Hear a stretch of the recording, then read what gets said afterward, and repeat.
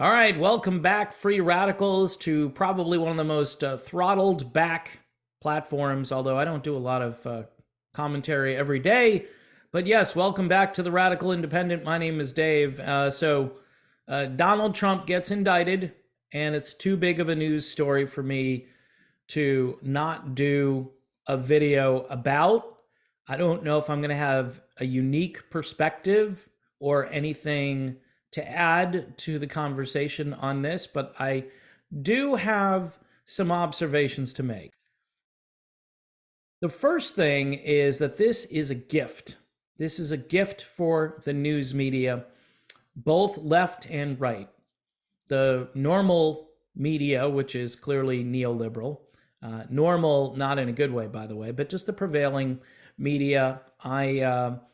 I was watching a local news here in Southwest Florida, Wink News. I like to call them Stink News, but they did about 15 minutes on Donald Trump this morning.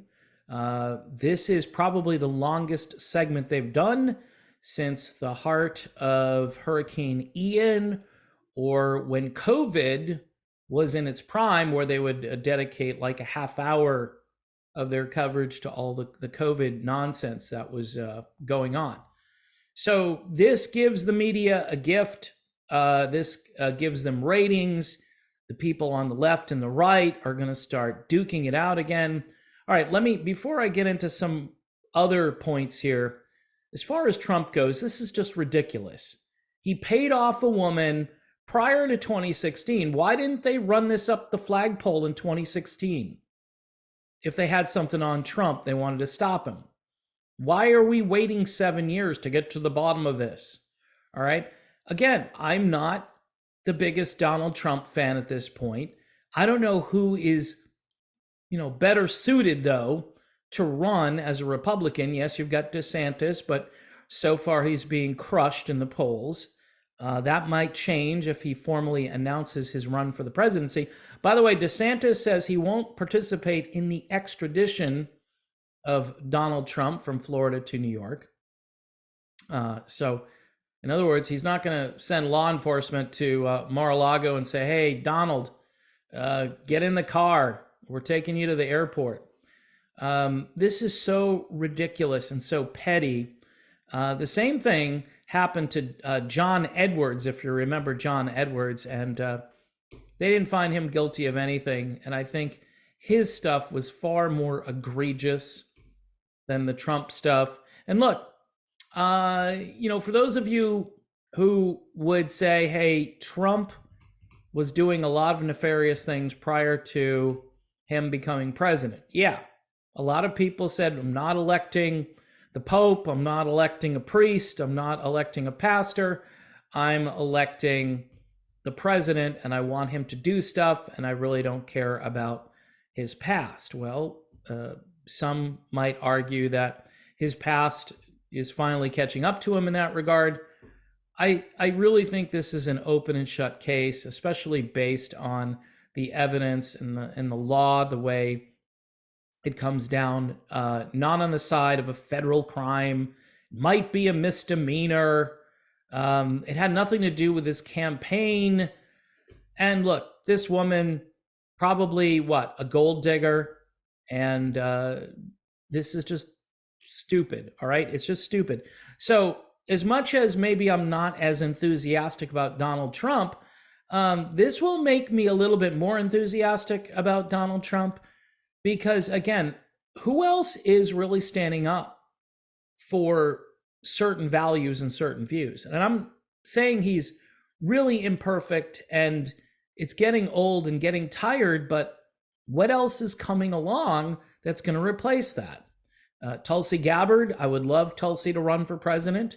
I hear about Robert F. Kennedy Jr. thinking about running for president.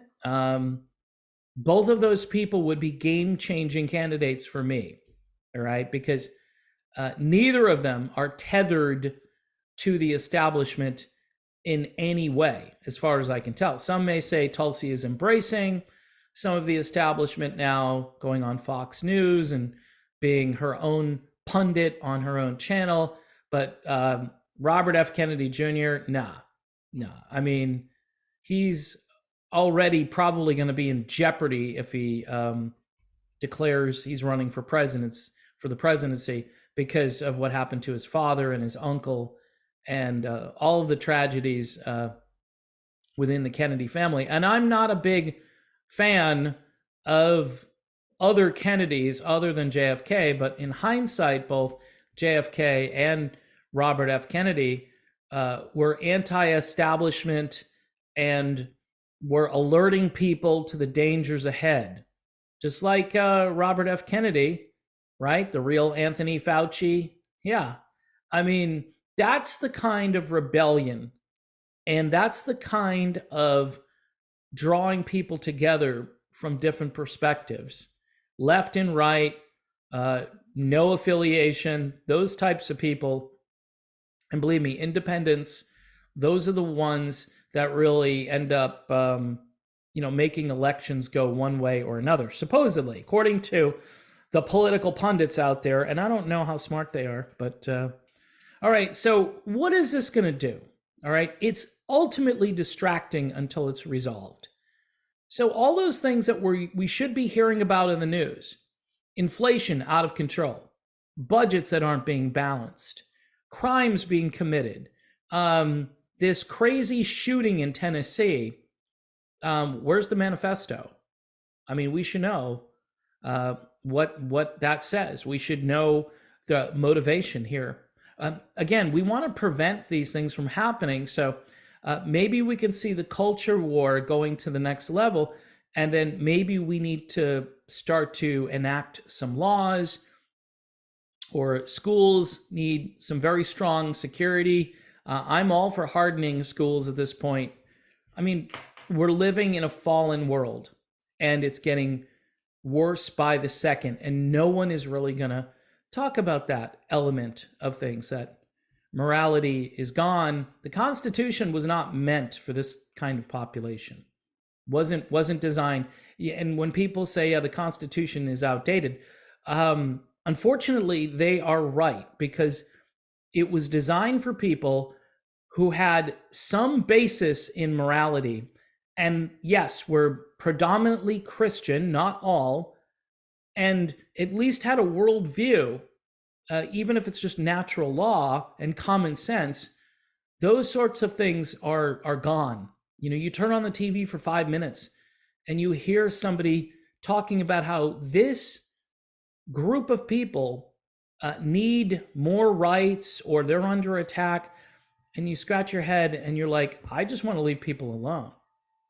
So long as they're 18 and they can make decisions and they have informed consent with regard to certain procedures or certain chemicals, or, being experimented on. If they want to be experimented on and they're 18, God bless them. That's their choice. Just leave me out of it. So, this Trump thing, though, is ultimately distracting. And it's going to be polarizing even more. Do we need more polarization right now? Does the country need to be more polarized than it already is? There's a war going on. Ukraine, Russia, you may have heard about it. News media, they're not talking too much about it right now. You know why? It's not going well for Ukraine. It's not. I mean, they're sending tanks, they're sending planes, they're sending all kinds of artillery. There's even a rumor that like the UK, they're going to start sending ground troops in. Yeah. Hopefully I'll get to talk to Scott Ritter at some point. We can talk about if that's true or if it's, already happening and everybody there already knows it's happening. But now the news media just going to kind of play along a little bit, which should be a total, World War III alarm bell going off. So we're not going to hear about the war in Ukraine, and because it's not going the way that the United States and their allies in Europe want it to go. And by the way, if you're in Western Europe and you're cheering this on, I don't get it. I just don't get it. Russia has decided to hang out with China, India, Brazil, Saudi Arabia. I mean, they'll have all the energy that the world needs, and people will be, trying to position their solar panels on their house so they don't lose power. And I'm all for clean, affordable, efficient energy. I'm all for it. But if you can't produce enough of it, I'm not all for it. If you want to supplement your supply, you really should at this point, because the power grid is not going to be reliable for too much longer based on policies. It's just ridiculous policies. Other things that this is distracting from: inflation. Yeah, inflation, double-digit inflation, which continues to just month after month destroy the budgets of ordinary Americans trying to make ends meet. Interest rates, which I guess were hiked again the other day. The Fed, they're just trying to, make things better. And bank failures. We probably won't hear too much about the bank failures anymore. Besides, they're just going to get bailed out by more printing press money, which they must be running that thing around the clock again. I don't think it's ever stopped. I just think it just keeps on printing money. So you've got those things. Oh, you get that little thing that happened in East Palestine, Ohio. People stir up the water in East Palestine, and then they get these rainbow colors that go right to the surface. That has nothing to do, by the way, with the rainbow agenda. All right, I'm just telling you, these are colors, and I'll tell you, it's scary. If I lived there and I could get the hell out of there, I would be getting the hell out of East Palestine. And the government, they're aerating. They're blowing the water out of the creeks, so the water vapor will circulate in the air. That's how they're getting rid of it in the water. They're putting it in the air. So all of these things, with the nonstop Donald Trump going to jail, possibly. He's going to get booked. He's going to get a mug shot. And he's going to have to go to New York probably Monday or Tuesday. And this is made for TV. This is made for TV. And the people who hate Trump, I don't know. Look, you may hate Trump, all right? And I get it. But this isn't helping. This isn't helping the country. Rather than moving past this, what we've decided to do as a nation is to wallow in this never-ending Donald Trump three-ring circus. And Trump, by the way, this could boomerang. This could boomerang. Trump's not going to get convicted of anything. He'll go through the motions, and then they'll have the video, and they'll have the pictures and so forth. And the news media will hold on to that with such glee and such happiness. But his supporters, even people that were kind of like, I don't know if I want to get back on this Trump train. I like DeSantis, or I like Vivek. I'll take Vivek for president. If you've seen Vivek Ramaswamy out there, not going to be a household name, but the guy makes a lot of sense to me. There are a few candidates out there who aren't from the status quo, who do say things that I like. Robert F. Kennedy Jr. would be another one. Anybody who's not with the, whatever it is, the fourth estate. It's supposed to be the media, right? Or the fifth estate. Whatever estate is above the presidency controlling the government. And people know that something's not right. And I don't even care about these issues where some candidates have some skeletons in their closet, like pretty much every human being. What I want to know at this stage is, what can they do to turn this around? Because we are in a recession. We are in a hard recession that's only going to get worse. And now we're going to be entertained and distracted by nonstop Trump around the clock. They wanted to get rid of Trump. No, you're going to get more Trump. You're going to get so much Trump that it's on you, news media and prosecutors in New York, whoever else. If you want to get rid of Trump, the best way to get rid of Trump is to stop talking about Donald Trump. All right, but there's a lot of money. There's advertising dollars at stake here. Ratings are going to go up for these idiotic news companies, even Fox News, right? And even the people defending Trump, they're going to be on all these different channels, and they're going to talk about how this is, a travesty and Trump's being railroaded. And I agree with all of it. But we've got bigger problems. We got people down on Fort Myers Beach that don't have houses. It's a pile of rubble. And FEMA has left the building. And even DeSantis, I think, could do a lot more for these people. If you got a surplus, start building. Start settling with people who don't have anything there. And if you're going to critique people who built their house down there and so forth, that's fine. That's fine. I get it. But we're supposed to help each other as Americans, whether it's tornado victims somewhere in Alabama or hurricane victims in Florida or the rain hitting California and the snow and all that. And just in general, the infrastructure and the crime and all these different things that are going on day after day, relentlessly with no end in sight. And we're going to be talking Trump. That's what we're going to talk about. And there's no end to it. This is why we need some humble servant to step up to a microphone and say, I'm running for president. And even though I'm speaking softly, I hear all of you.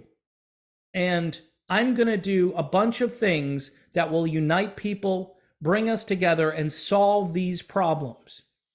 And the culture war, that's another thing. The culture war getting louder and louder. I don't know, maybe Trump will be louder than the culture war. But the culture war to me is scary because it shows how divided people are and how groupthink or even some type of mental illness is rampant out there. Interesting that this happened after the pandemic, huh? I wonder if the pandemic really helped kick this into high gear and made it even worse. My guess is it probably did. But any event, who cares about the bank failures, the interest rates, the inflation, Russia and Ukraine, especially if Ukraine is getting their ass kicked. Nobody's going to want to talk about that on the news. So here you go. It's Trump 24/7. Tune in and find out what's going to happen to Donald Trump next. And your country continues to slip away, and nobody, including this feckless old fool who really should not be the president, because the 25th Amendment should be enacted. Heard a lot about that during Trump's tenure. If there was ever a reason or ever a person to do the 25th Amendment on, it's Joe Biden. All right. And nobody, of course, is talking about the fact that he is losing his faculties more and more each day, and he's planning on running for president again. So anyway, welcome to the Banana Republic. I'm Dave. Thanks for watching. Please subscribe to the channel, and you can also support me on Patreon if you like this channel and my other channel. And I appreciate all of you, and I will see you soon.